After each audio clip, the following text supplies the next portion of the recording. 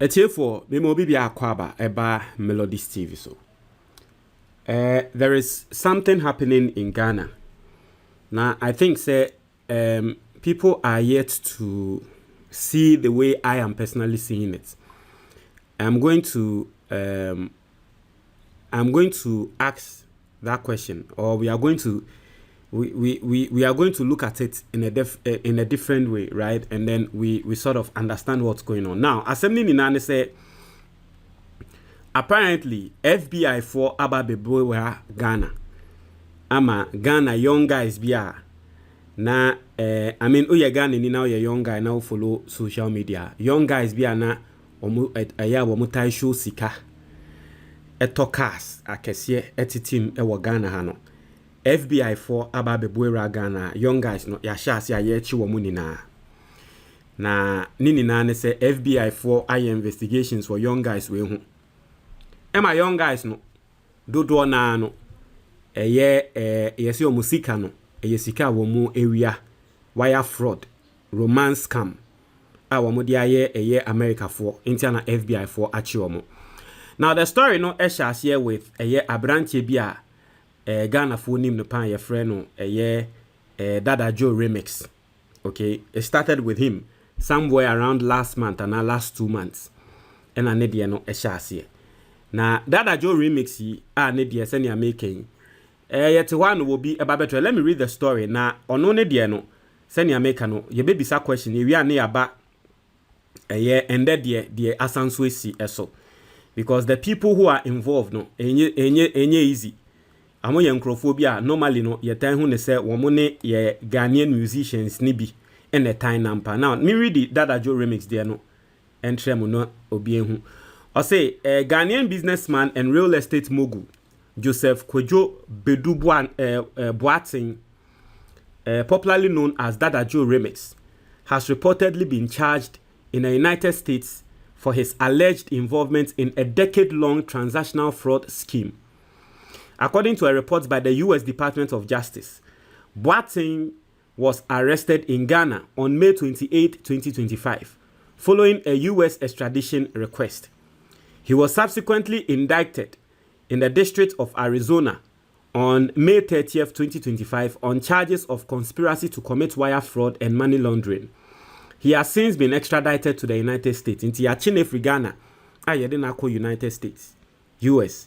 He's one of the big guys and na Ghana Ligon no more time. And in fact, Oyobia na ebimukran semo moka why na adwen kra say no obeko parliament on the ticket of MPP.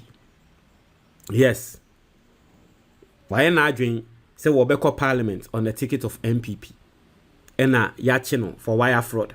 Also, according to US court records released by the US Attorney's Office, Boateng and his associates allegedly operated a romance and inheritance scam between 2013 and 2023, deceiving elderly victims into believing they were entitled to gold and jewelry. Inti omodada embrofofo impenyimfo say omo japade me nim say ne ye omo ya omodada impenyimfo no but eye scheme bi eye na omo use enye omo pe omo ne sa Nigeria fo ni na ya na sa de a omo ye no oh ye free Africa ye we japade ni ye gold ye hia sika say ni akọ ye hu adwuma. Inti they provide concrete evidence to mbrofofo no Timbrofofo no so di sika ne be mo omo anon beka say ne ye nko business gold ne ba ye nyese we ni betel no no mo awia o sika nti yes for 10 years ejuma no wo ye no.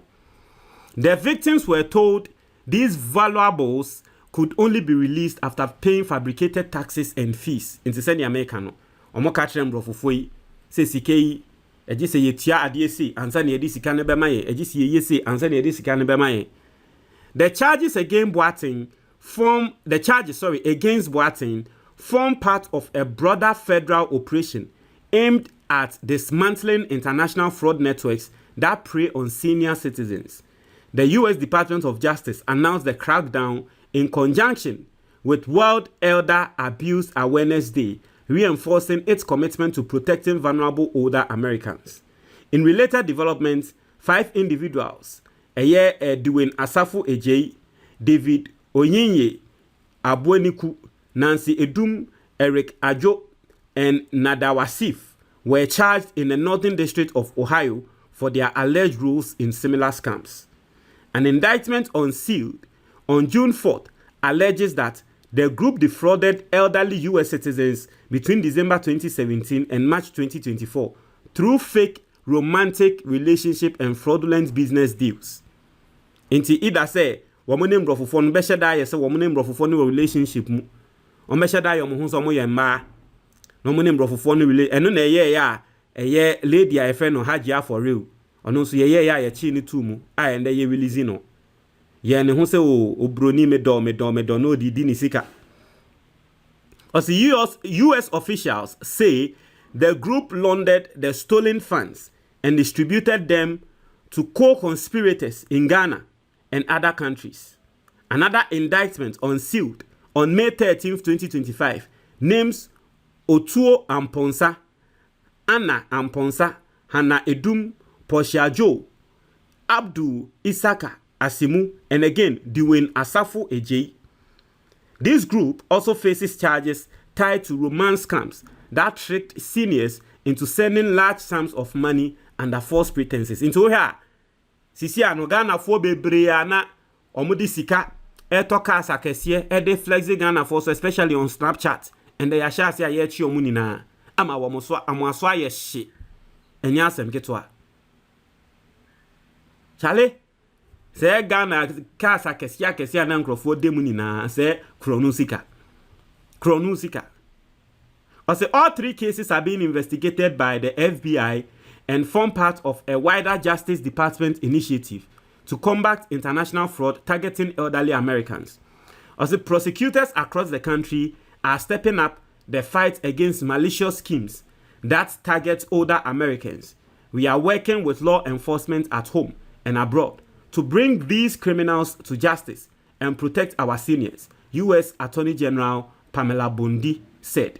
Inti wo ha sani America no Dada Joe sana ne ye frɛ no Dada Joe remix edi no. In fact, abranti a ye frɛ no Shatabandle. On sa short guy abranti ne na frɛ no Shatabandle la na oyetu no se owosika no. Apparently nipa kra na otai ebo sa abranti n'echi a otai ma ne sika mo de sa sika ne yetu no abranti we ya frɛ no Dada Joe no allegedly.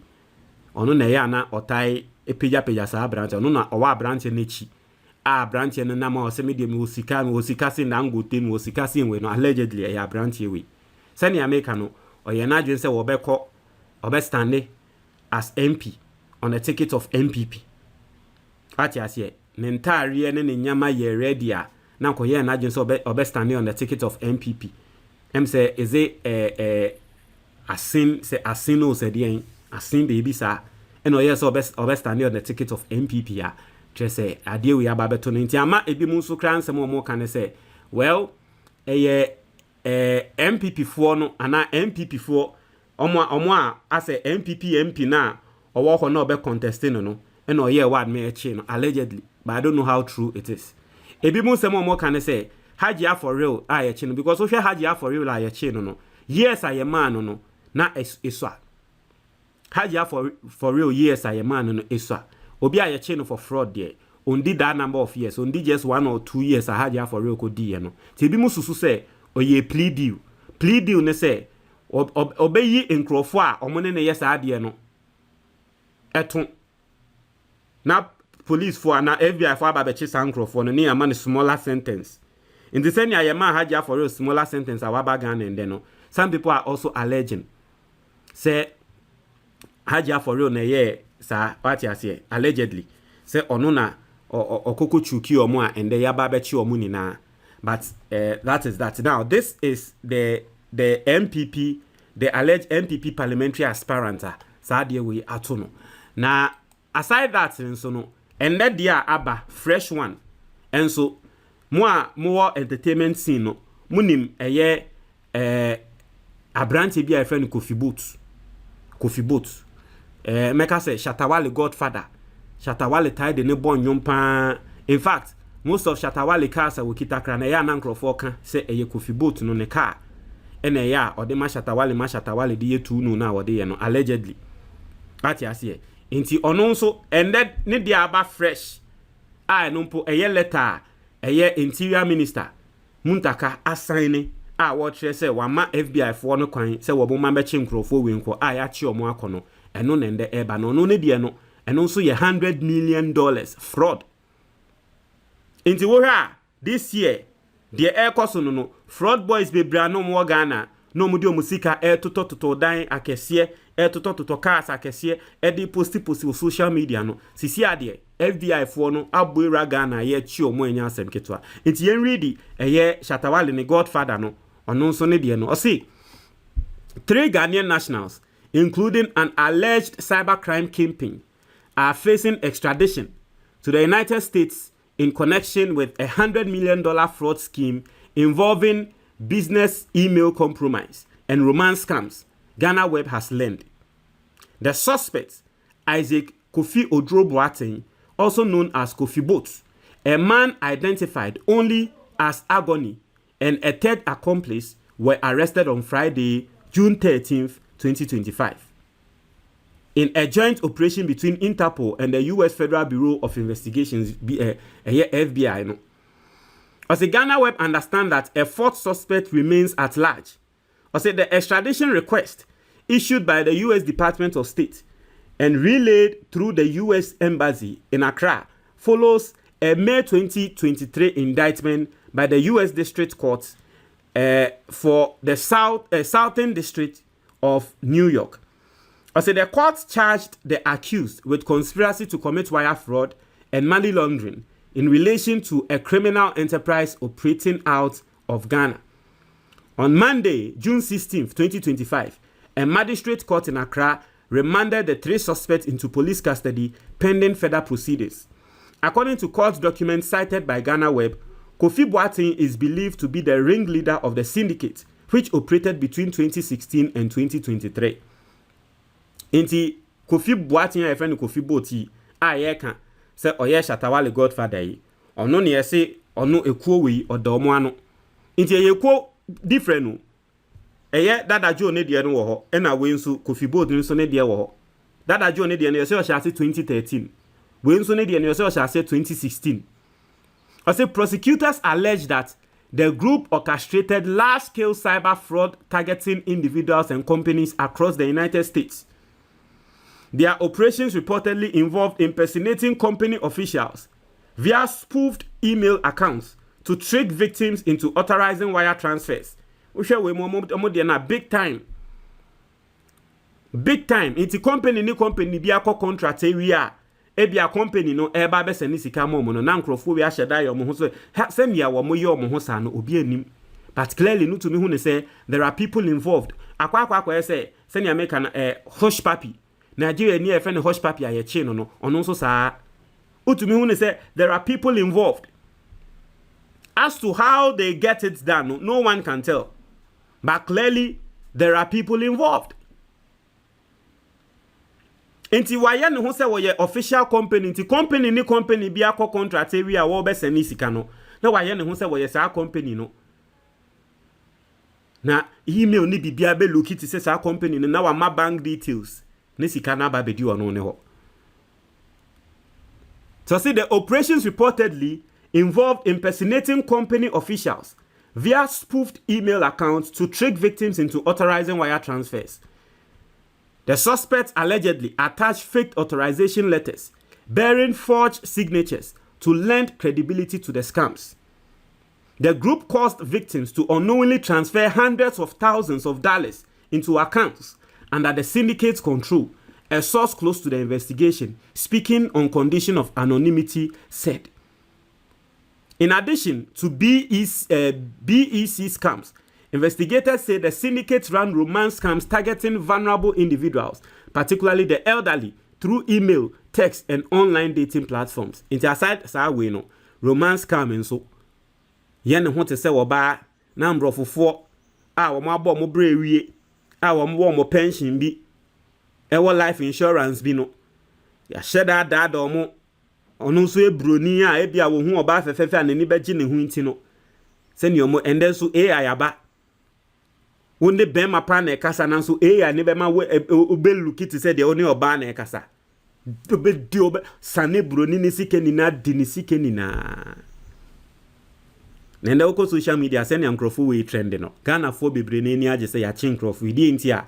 Omo se nkrofo yi send omo ha nkrofo girls o Ghana ha no. Enya asem keto a. Se wo wakwa konya o girl fefefe pa won ne ti atrese. Wo no hwe ni hu a wo manage girl ne kakra sa no. Obon se sa fraud boy ya ba be hu wakwa kohia wo girl no wo krom. No waje o girl ne number. O girl no wo hwa fraud boy na se ne wo girl no 10,000 Ghana cedis. Aden ya on fan koto ice cream. Wasane o girl 10,000 Ghana cedis. E na o girl no fasika ne nya o se o girl no fasika ne koto ice cream. Hey! O twi girl na adwen efiri wo so. Into wo hwa wo tro I love you atre girl no no read cry because obi send ne 10,000 so fan koto ice cream. Who I love you or the yeden. Tenaba social media Ghana fo bebre no ni age a wo mo come story say hey sa guy wey adi o de hear me o Jimmy guy wey the other hear me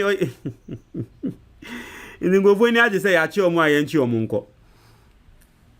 I say victims were manipulated into believing they were in romantic relationships and were persuaded to send money under false pretenses such as promised business opportunities or fictitious emergencies. The indictment identifies at least one business and 8 individuals has confirmed victims of the scheme, which U.S. prosecutors say led to losses of at least $100 million. It's here for so you see Kofi Boti Shatawale ni pay. You see wono the wono ni group no esika no boom ni ahe wia wo mo wia $100 million. Ha! Tigana he wia $100 million. Charlie. No, Charlie, it makes sense. Charlie, because Ocean Crofo ye dan ya wo mu didem e wo East Lagos na nya dan keto a o. He, Ocean Casa wo mu dem e dan ya wo mu dem. Ene chese casa wo mu to.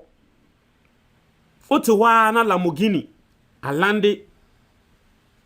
Otiwa na Rolls Royce alande. Odwen wa wonti ase say, "Hey, Kofi na adwuma be no mo ye wo Ghana o mutumi toto nyama we ni na."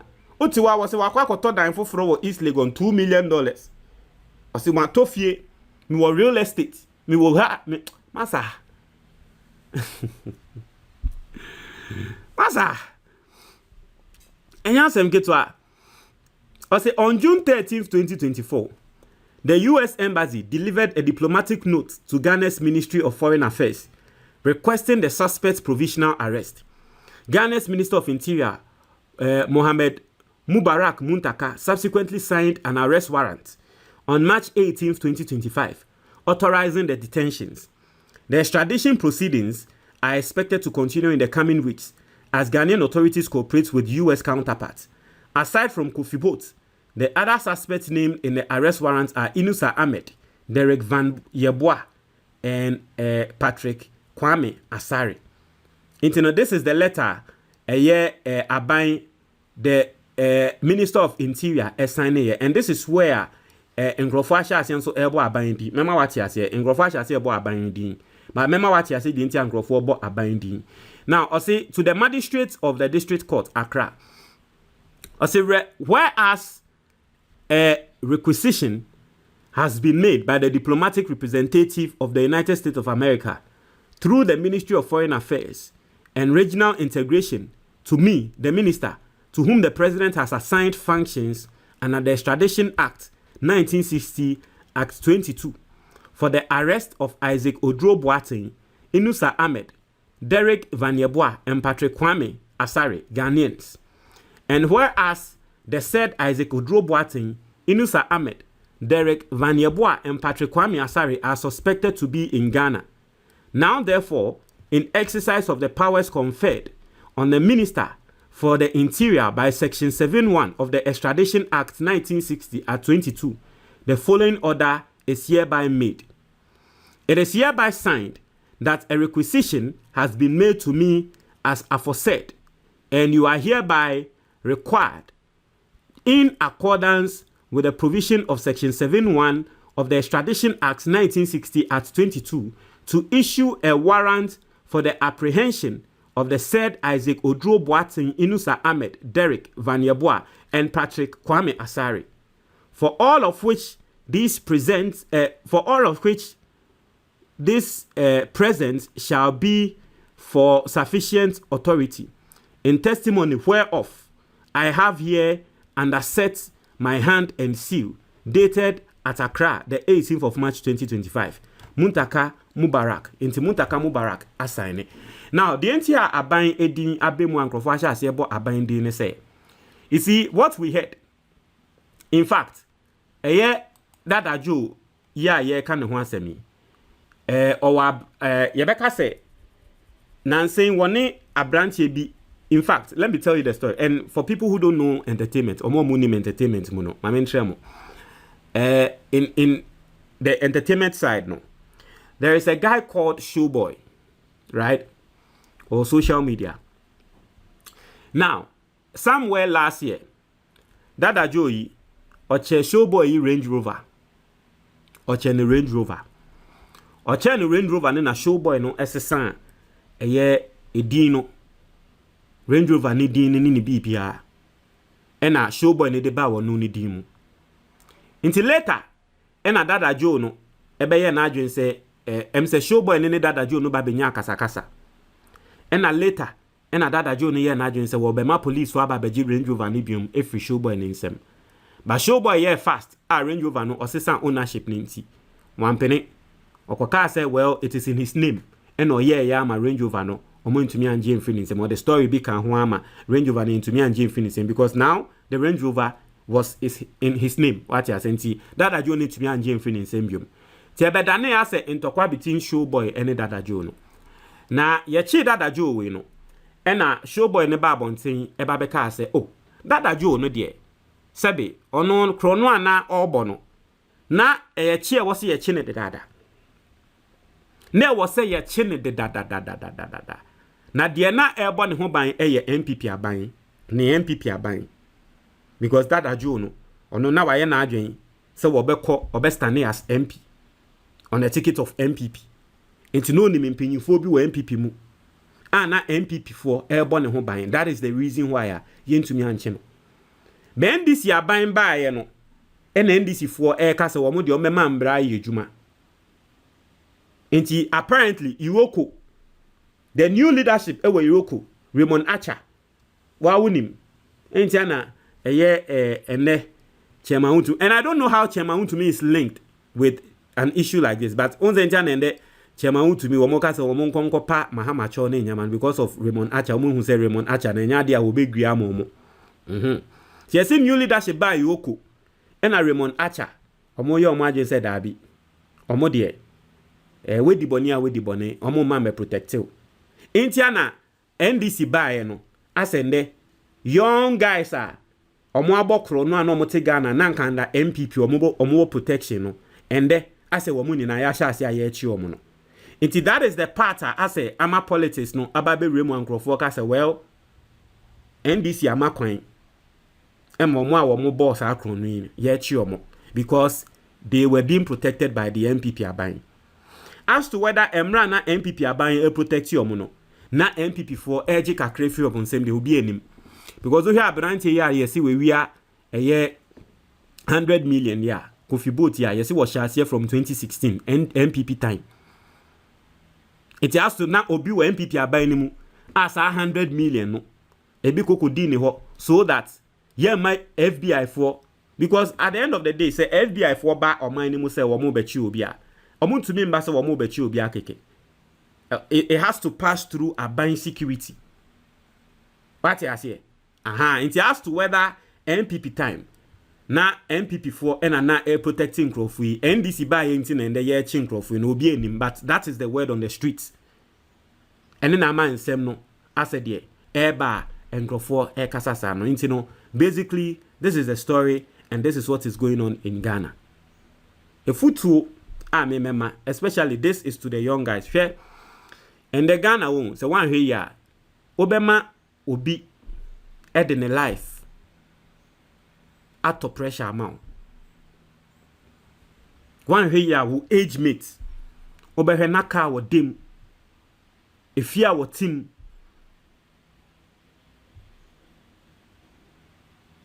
mma woni omo na minti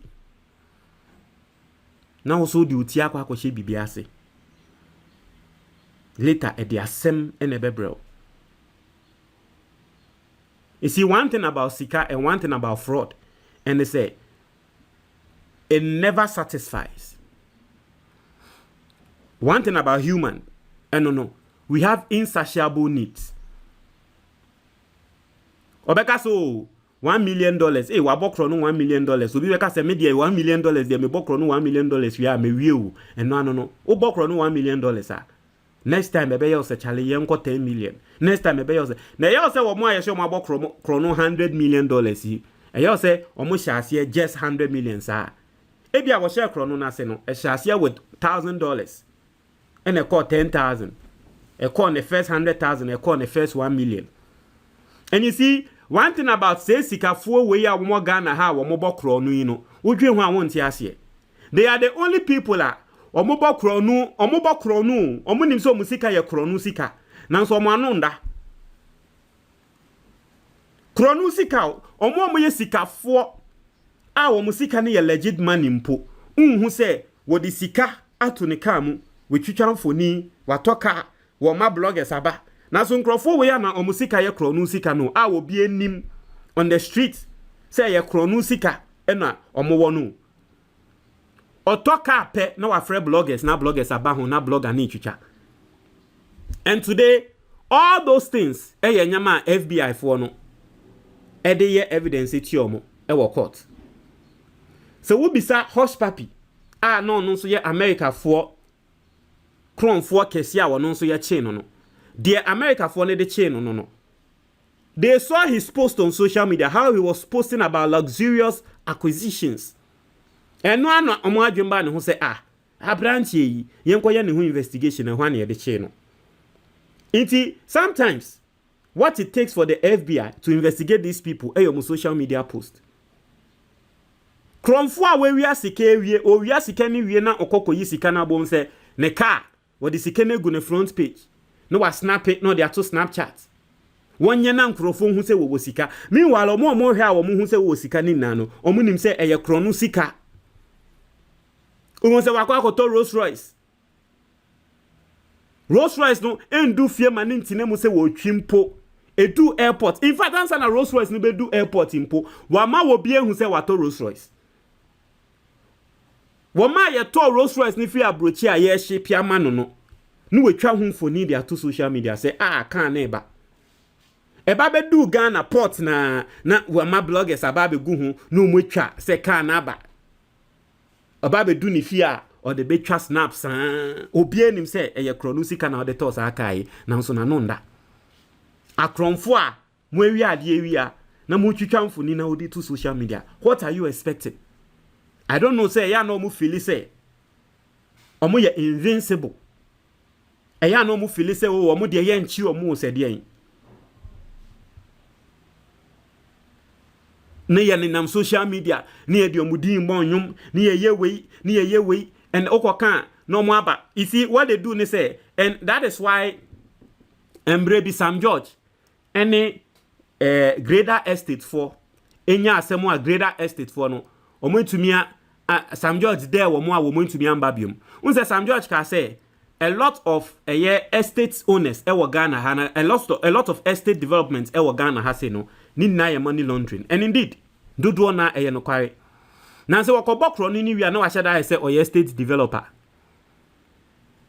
ose wonu de okobisa na ose onu de osisi dan no de nya ni sika na so ni na ye ntro wabokro no na wenya sika eno peso de fa ho tiende Ghana estate area estate side obekwa akohwem no dodo na omo si omusi estate di ni na dodo na kromfo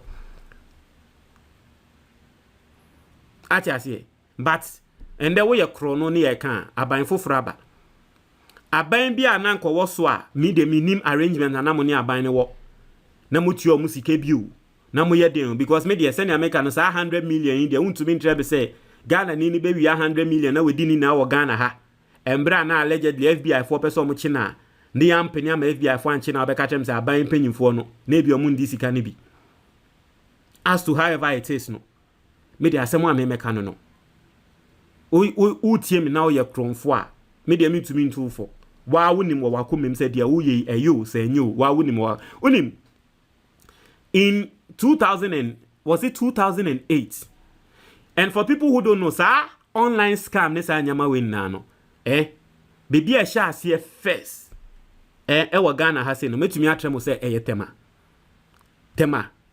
and I metumi aka say one of the places sir dey we sha ase first somewhere in 2008 na madam fo bi pa ni nua panyi e no sha ase bo yes ade no oni broni kasa na oye ne ho te se oba na ojimbrofofo ni sika. And I remember that time question me bisa me ho say hey how can you live a life like this na broni no ni nyansa e na wo ye ho te se oba na broni ni nso ni Jimmy no say ni sika. But that was the question I was asking in 2008. That was the question I was asking. Emra na madam fo bi ni nua panyi wo yes sir. From then, in the baby grew yama, and then ababe do bibi ababe do. Intermediate would hear me, as someone mechanic, or your cronfoa. No, say a bine for fraba. Udia grow, was so beshi. Udia grow, was so a beyeshi papa. Into the mesre, a foot on the bemano. A tear for Montreal, your comment box, the moment I say.